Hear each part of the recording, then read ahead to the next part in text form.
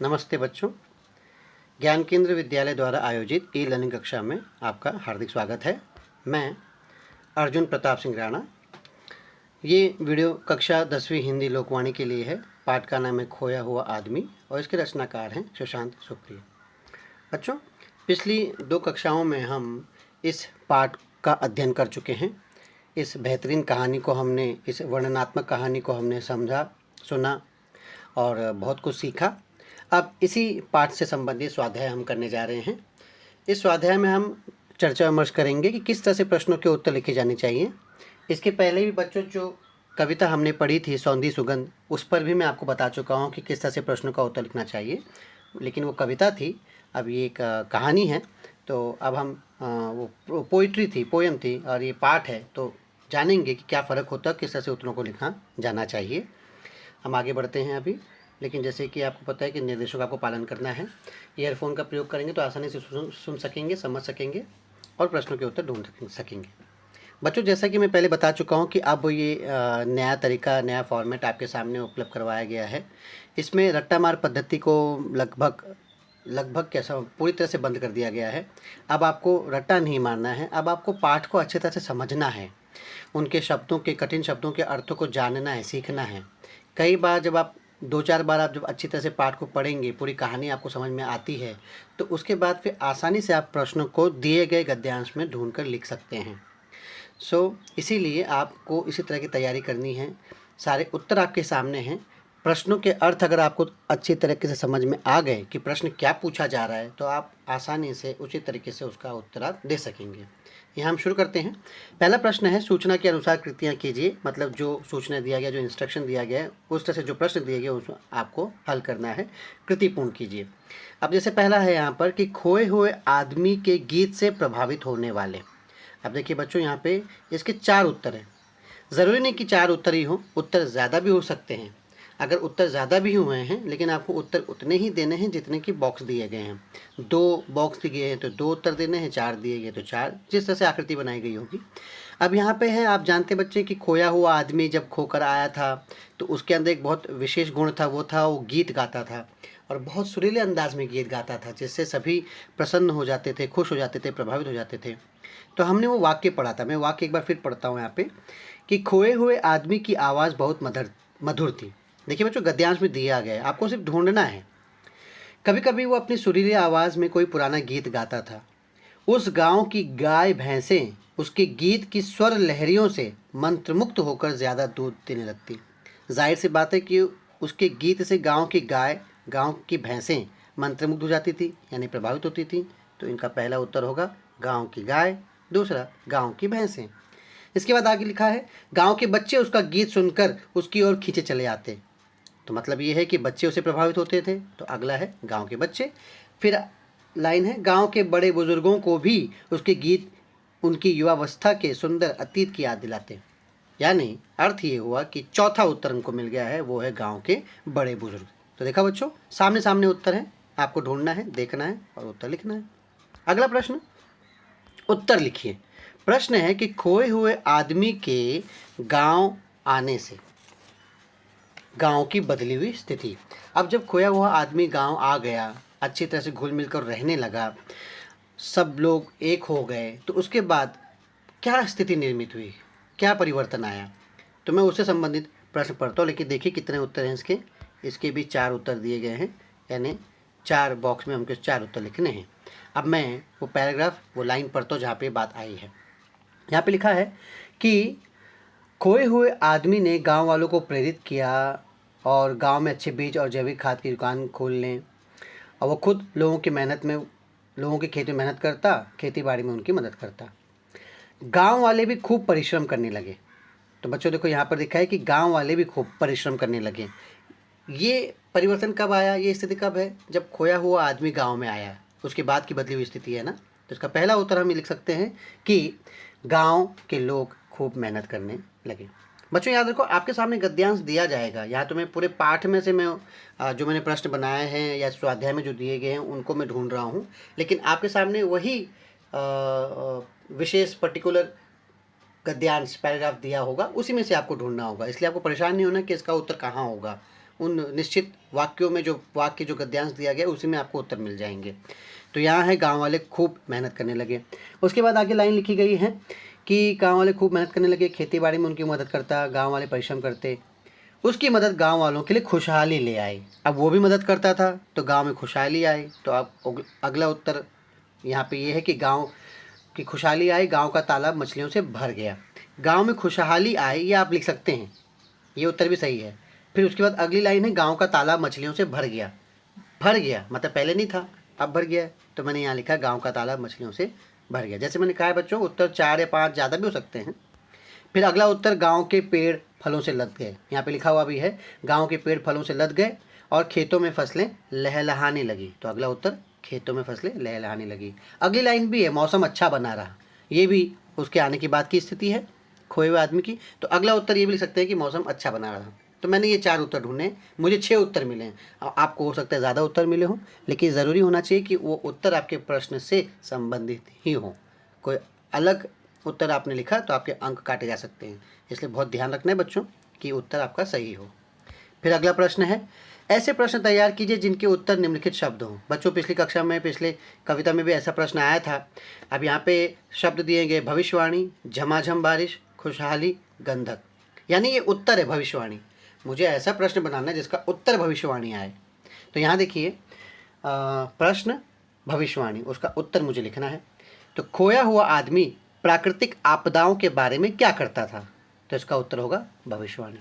बच्चों देखिए, ये प्रश्न जो आप बनाएंगे, उत्तर दिया है भविष्यवाणी, उसका आपने प्रश्न बनाया, तो ये प्रश्न पाठ पर, कहानी पर ही आधारित होना चाहिए। आप कोई अन्य बाहर से कोई प्रश्न नहीं बना सकते हैं।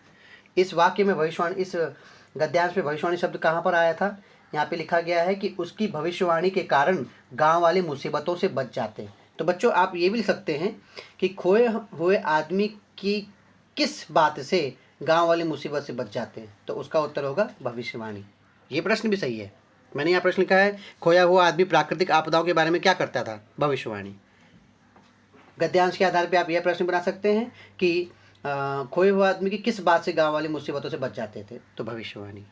अगला है झमाझम बारिश। यहाँ पे वाक्य आया है बच्चे बड़े सभी इस झमाझम बारिश में भीगने का भरपूर आनंद लेने लगे। तो मैंने प्रश्न क्या बनाया कि बच्चे बड़े किस में भीगने का आनंद लेने लगे? तो वो है झमाझम बारिश। तीसरा, तीसरे में पहले प्रश्न आ गया है। प्रश्न शब्द है खुशहाली। तो उसका उत्तर ये होगा खोए हुए आदमी की मदद गांव वालों के लिए क्या लाए। यहाँ पे वाक्य देखो, मैं पढ़ता हूँ कि उसकी मदद गांव वालों के लिए खुशहाली ले आए। तो उत्तर है खुशहाली। तो मैं प्रश्न नहीं बनाऊंगा कि खोए हुए आदमी की मदद गांव वालों के लिए क्या लाए। देखिए, आपको यहाँ पे संज्ञा शब्द का प्रयोग करना ज़रूरी है, ये बात आप ध्यान रखिए। आप सर्वनाम का इस्तेमाल करके प्रश्न नहीं बना सकते। मतलब आप ये नहीं कह सकते कि उसकी मदद गाँव वालों के लिए क्या लाई, ये गलत उत्तर प्रश्न होगा। आपको सही प्रश्न संज्ञा के साथ ही बनाना है कि खोए हुए आदमी की मदद गाँव वालों के लिए क्या लाई। और प्रश्नवाचक चिन्ह लगाना बहुत ज़रूरी है। अगर आपने प्रश्नवाचक चिन्ह नहीं लगाया तो ये प्रश्न नहीं माना जाएगा, वाक्य माना जाएगा और आपके उत्तर काटे जाएंगे। गंधक की, अगला है गंधक की। तो यहाँ पे वो वाक्य आया था लोगों का कहना है कि उस रात गंधक की तेज गंध पूरे गांव में फैल गई। तो मैंने बनाया है कि उस रात गांव में किसकी गंध फैल गई? तो गंधक की, प्रश्नवाचक चिन्ह के साथ। अब दिए गए निर्देशों के अनुसार परिवर्तन कीजिए। मतलब यहाँ पर एक शब्द दिया गया है और उसके 4 हिस्से दिए गए हैं। उसमें हमको लिंग, विद्वान का लिंग बताना है, विद्वान का वचन, विद्वान का विरुद्धार्थी शब्द लिखना है, विद्वान का पर्यायवाची। तो विद्वान का लिंग, विद्वान ये पुल्लिंग है। विद्वान का वचन, विद्वान ये एक वचन है। विद्वान का विरुद्धार्थी यानी अपोजिट, विलोम शब्द, ये है मूर्ख। और विद्वान का पर्यायवाची समझदार। अगले स्लाइड में मैंने उत्तर लिखा है विद्वान लिंग, विद्वान पुल्लिंग है, विद्वान एक वचन में है, विद्वान का अपोजिट विरुद्धार्थी मूर्ख और विद्वान का पर्यायवाची बुद्धिमान या समझदार। बच्चों एक चीज़ और ध्यान रखिए कि कई बार इसमें कन्फ्यूजन भी हो जाता है। यहाँ पे लिखा है कि लिंग, लिंग बताओ। कुछ लोग लिंग परिवर्तन करते हैं, जैसे विद्वान का लिंग परिवर्तन करके विदुषी लिख दिया। तो ये भी गलत नहीं है, ये भी सही है, क्योंकि यहाँ पे पूरी तरह से लिखा नहीं गया कि लिंग परिवर्तन करने के लिए कहा गया है कि लिंग बताने के लिए कहा गया है। तो मैंने तो लिंग बताया है पुल्लिंग, लेकिन अगर आप लिंग बदल कर उसका उत्तर लिखते हैं विदुषी, विद्वान का विदुषी, तो भी उत्तर गलत नहीं होगा। याद रखिए। उसी तरह से यहाँ वचन बताने के लिए कहा गया कि विद्वान का मैंने वचन बताया एक वचन, लेकिन अगर आप विद्वान का बहुवचन रूप लिखते हैं विद्वानों, तो भी वो सही माना जाएगा, गलत नहीं माना जाएगा। विरुद्धार्थी पर्यायवाची तो हमको पता होता ही है। तो इस तरह से मैंने यहाँ पे ये उत्तर दिए हैं। फिर अगली स्लाइड है व्याकरण की, भाषा बिंदु की, जिसमें निम्नलिखित अवयवों का सार्थक वाक्य में प्रयोग कीजिए। बच्चों आपको पता है कि अव्यय क्या होता है। किसी भी कारण से, चाहे संज्ञा, सर्वनाम, कारक, किसी भी वजह से ये शब्द ऐसे होते हैं जो कभी बदलते नहीं, जिनका रूप बदलता नहीं, उसको अव्यय कहते हैं। तो अव्यय ये शब्द है। जैसे परंतु, चाहे स्त्री के लिए इसका इस्तेमाल किया जाए, स्त्रीलिंग के लिए, चाहे पुल्लिंग के लिए, चाहे भविष्य में, चाहे भूत में, चाहे किसी भी कारक में इसका इस्तेमाल किया जाए, ये शब्द कभी परिवर्तित नहीं होता। ये परंतु शब्द हमेशा बना रहेगा और सबसे आसान है इनका वाक्यों में प्रयोग करना है। तो आप देख सकते हैं, परंतु मैंने लिखा है, मैंने तुमसे कहा था परंतु तुमने सुना नहीं। आप भी अपनी मर्जी से कुछ भी वाक्य बना सकते हैं कि मैं हमेशा सच कहता था परंतु लोगों ने मुझे सच्चा माना नहीं, ऐसे। अरे रे कुत्ते तो उसे काट खाएंगे। तो अरे रे ये विस्मयादिबोधक शब्द है। के समान, तो मेरे पिता के समान और कोई नहीं, इस धरती के समान और कोई नहीं। कुछ भी आप वाक्य बना सकते हैं बच्चों, कुछ भी जिसमें के समान शब्द आना चाहिए। धीरे धीरे, तो तुम धीरे धीरे कदम मत चलाओ। आजकल तो नया गाना आपको प्रसिद्ध चल रहा है, धीमे धीमे। तो धीमे धीमे यहाँ पे धीरे धीरे वर्ड इस्तेमाल करना है शब्द को। इसलिए तुमने मेरी मदद की, इसलिए मैं तुम्हारा शुक्रगुजार हूँ। बहुत तेज़ बरसात हो रही थी, इसलिए मैं विद्यालय नहीं गया। कुछ भी आप लिख सकते हैं। इसके बाद छी छी, तुम मेरे सामने से ले जाओ उसे, मतलब ऐसी कोई घटना। तो विस्मयादिबोधक है, इसमें हम बोलते हैं छी कितना गंदा है, छी कितना गंदा लग रहा है, इस तरह से। ऊपर, कौवा छत के ऊपर बैठा है, ऐसे आप बना सकते हैं अपनी मर्जी से। के अलावा, मानवता के अलावा मेरा और कोई धर्म नहीं। सीधी सी बात है बच्चों।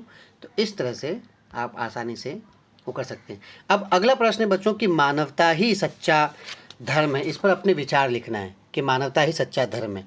बच्चों ये प्रश्न एक ऐसा प्रश्न है कि जिसमें आपको स्वमत लिखना होता है, अपने विचारों को प्रकट करना होता है, और ये स्वमत 2 नंबर के लिए आते हैं। तो मानवता ही सच्चा धर्म है, इस पे अपना विचार, कुछ भी जो आपके मन में आता है कि मानवता धर्म है, मतलब लोग हिंदू, मुस्लिम, सिख, ईसाई को धर्म माने, या खोए हुए आदमी की तरह मानवता को अपना धर्म माने, जो किसी में भेदभाव नहीं करता, सबको साथ लेके चलता है, सबके साथ जीता है, खाता है, उठता है, बैठता है, सबके साथ हंसता है, बोलता है। ये मानवता का धर्म है। हम क्यों हिंदू, मुसलमान, सिख, ईसाई बटे हुए? तो आप लिख सकते हो, आप उत्तर में लिख सकते हो कि संसार में बहुत सारे धर्म हैं और अलग अलग धर्म को मानने वाले लोग हैं, अलग अलग धर्म के अपने अपने कानून हैं, सभी अपने धर्म को ही उचित और अच्छा मानते हैं। लेकिन ऐसे लोगों को एक बात समझनी चाहिए कि ये भावना जो है अपने अपने धर्म की तरफ मानना, सिर्फ ये सीमित संकुचित भावना है। पृथ्वी में जन्म लेने वाला सभी मनुष्य ईश्वर के संतान हैं। संसार में सबको अपने ढंग से जीने का अधिकार है। इसलिए जाति धर्म की भावनाओं को ध्यान में न रखकर मनुष्यता की भावना को ध्यान में रखना चाहिए, ताकि लोगों में प्रेम भाव बढ़े, सहिष्णुता का व्यवहार करें और इस तरह से सारी मानव जाति का कल्याण हो। यही सच्चा धर्म है। तो ऐसे आप अपनी अभिव्यक्ति प्रकट कर सकते हैं अपनी मर्जी से। तो बच्चों आज के लिए इतना ही। और इस तरह से हमने जाना किस तरह से प्रश्नों के उत्तर ढूंढने हैं, लिखने हैं, समझना है।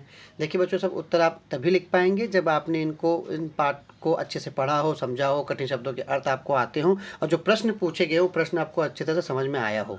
जब प्रश्न समझ में आ जाए तभी आप सही तरीके से उत्तर लिख सकते हैं। तो बच्चों आज के लिए इतना ही। अगली कक्षा में हम नए पाठ को पढ़ेंगे। ये जो मैंने आपको यहाँ पर प्रेजेंट किया पीपीटी में बच्चों, तो इसको आपको प्रश्न उत्तर दोनों को नोटबुक में, वर्कशीट में लिखना है। और मैं इसके साथ साथ आपको वर्कशीट भी देने वाला हूँ। इन्हीं नमूनों, ये जो मैंने अभी यहाँ पर आपके साथ चर्चा विमर्श किया है, ये एक नमूना था।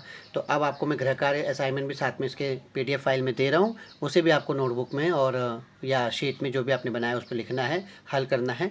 अगर किसी प्रश्न का उत्तर आपको ना आए तो आप मुझे DM कर सकते हैं और सीधे मुझसे पूछ सकते हैं। ठीक है बच्चों, तब तक के लिए धन्यवाद, शुक्रिया, अपना ध्यान रखिए।